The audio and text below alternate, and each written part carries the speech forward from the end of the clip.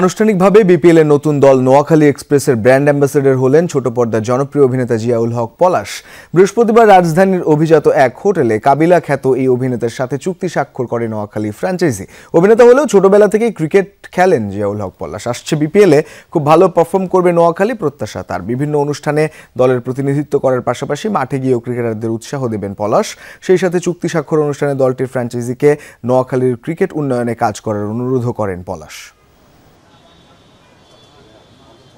নোয়াখালী ফ্যানদেরকে একটা কথাই বলবো যে বিপিএলে নোয়াখালী এক্সপ্রেস যুক্ত হয়েছে এবং যারা ক্রিকেট উন্মাদনার সাথে সবসময় নিজেদেরকে শরিক করেন তারা ব্যাপারটাকে পজিটিভলি নেবেন, নোয়াখালী টিমকে ইন্সপায়ার্ড করবেন। আর স্টাইলে মেসেজ হচ্ছে যেটাই হোক কাপাই দিতে হইব, ফাটাই দিতে হইব খেলি। রোকিয়া দেখবে, নোয়াখালী বসে দেখবে, নোয়াখালী বসে দেখবে, সেদিকে আবার মানুষের সামনে খুব একটা আসে না। কাবিলা যেহেতু একটু সবসময় একটু শাসনের মধ্যে রাখে আর কি, তো একটু নোয়াখালী বসে দেখবে এবং রোকিয়াও শুভকামনা জানাইছে নোয়াখালী এক্সপ্রেস টিমের জন্য।